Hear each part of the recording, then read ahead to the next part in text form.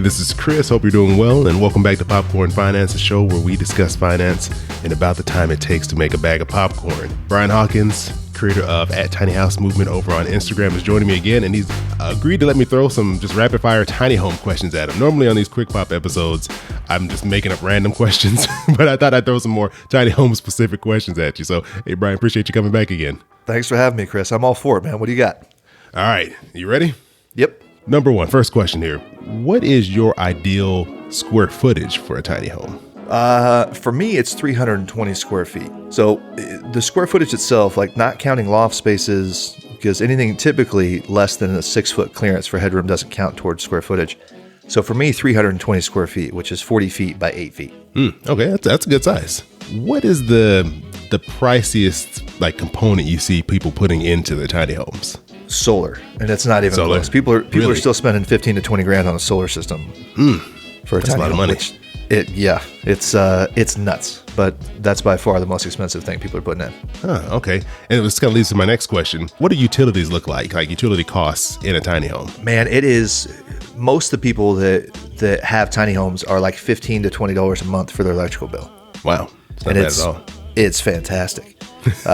Which is why for me solar is so hard for a tiny home, because usually it takes 15 to 20 years to pay off that investment on a regular size house. When you're using that much less electricity in your tiny home, it now takes 35 to 40 years to pay off the same investment. But when you're in the middle of nowhere, for example, and you're on a tiny home, you don't have a whole lot of options. Yeah, no, that's true. If you're out in the middle of the forest, you can't really plug into into anything. Yep. One of the most difficult things with a tiny home, maybe because I'm in California, is putting it somewhere. So for most people, where do they put their tiny homes? So where are they parking this thing at? The most popular question I get by far is where to put it. Accessory dwellings and mother-in-law apartments is what everybody is trying to do right now with their tiny homes, just because, for example, if you're living in LA, you don't want to pay $3,000 a month, or you're in the Bay Area, you don't want to pay $6,000 a month for the same size rent in an apartment. But right now, the most popular are using them as accessory dwellings. So in somebody else's backyard that already exists, and having RV-style hookups to them.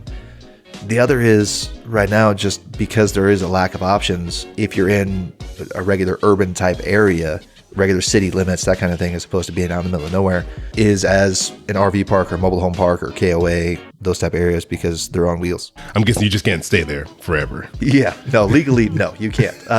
There are quite a few things that people do to get around that, but legally, I think every 90 days, in an RV park, for example, every 90 days, you have to leave the park for 10 days. Okay. So you just got to plan your vacations out, right? And you're good. You mark it on the calendar. Yeah. You just know you're always going on vacation for 10 days and you're golden. This is a question that's been bugging me for a while. I just kind of want to know more about this. Are composting toilets as crazy as they sound? Yes. Yes. It's a necessity, right? Like people that are, especially if you are out in the middle of nowhere, you don't have any options. It's either an incinerating toilet, so you're burning everything, or a composting toilet. And there are a lot of different designs. The two most popular are companies called Separate and Nature's Head. And they all have vents. They're hooked up to power, so it's not just, it doesn't smell all the time inside the home, but you still have to go empty that thing, depending on how often you're using it and how many people live there. That could be once a week. That could be once a month. So, yes, it's as crazy as it sounds, but it is a necessity when you're off grid. Would you ever put a composting toilet in a home you would live in? If I'm in city limits, no. I'm a huge fan of being in the 1800s and newer. Like that's for me personally. I would find a way to either put in a septic tank or something to have a regular flushing toilet. That's my preference. I completely understand that. And for me, whenever I'm in a tiny home, I hate seeing ladders because I'm like, I'm going to hurt myself coming down from one of those lofts. Why is it that we don't see stairs more often in a tiny home? Because you can't typically build stairs to code in a tiny home. So there's a rise and run. So how long that step needs to be and how tall it can go to meet code. That's why, like when you're walking upstairs in a house, for example, you typically always go 15 steps or 10 steps, depending on the height of the next story, because they have to meet a certain inches per square foot for that. But that's usually why. The other is it just takes up a lot of space. Like people want to use storage under the stairs, but finding the most effective way to do that is really hard. But they are 10 times safer. It's not even close. You'll see a lot more in rental units. People will have stairs because they don't, you have random people coming in and out on a daily basis and you don't want somebody falling off a ladder. Yeah. But if you're living in it full time, you have a lot of ladders because people trade that off for countertop space and appliance space, that kind of stuff. That makes sense. One we stayed in Arizona had a ladder. I had socks on. I thought I was going to lose my life. I just always worry about, I have 4 kids. Like, if one of my kids have to go to the bathroom in the middle of the night or something, coming down that thing could get dangerous in a hurry. Yeah, so I'm a huge fan of stairs, but it's just a trade-off on whether you want to use that space for stairs or if you want to use that space for appliances or countertop space. Last question for you. This one, you can take your time if you want to think about it, but what is the one thing you want people to know about tiny homes and this whole movement or push towards tiny living? Oh man, there's so many different things. To choose one, I would say that it needs to be fit uniquely to you. So if you're interested in tiny homes, one, it's not for everyone. This is not something that everybody has to do, or we have to get to this point where everybody has a tiny home.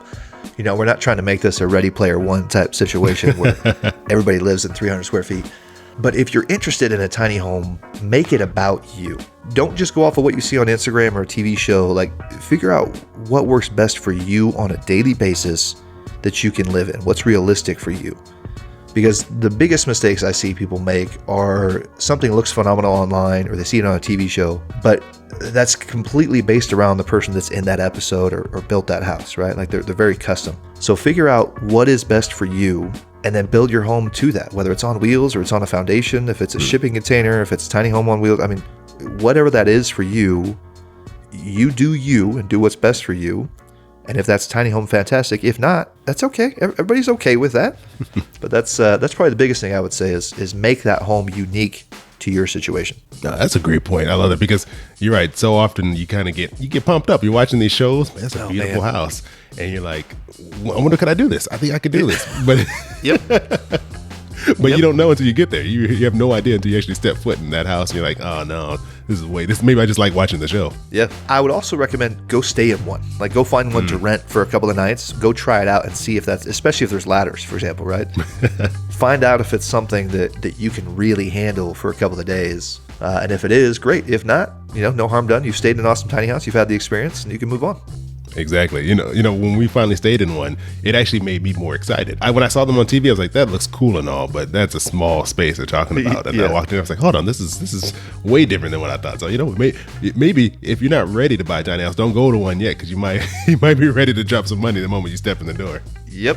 That's how they get you, man. They know. They all know. Hey, well, thanks again, Brian. I really appreciate you coming on and let me throw some random tiny house questions at you. Again, where can people go reach out to you if they have questions and want to see some of the great tiny homes that you're featuring over on at Tiny House Movement? Absolutely. Thanks for having me on again, Chris. So it is at Tiny House Movement on Instagram, or the website is tinyhousemovement.co. You can check out either one. Perfect. I know I'm over there all the time, so man, I appreciate what you're doing. You're fueling my love for tiny homes, and thanks again for the time. Absolutely. Thanks for having me, Chris. Your boy keep it poppin' like Mary Poppins.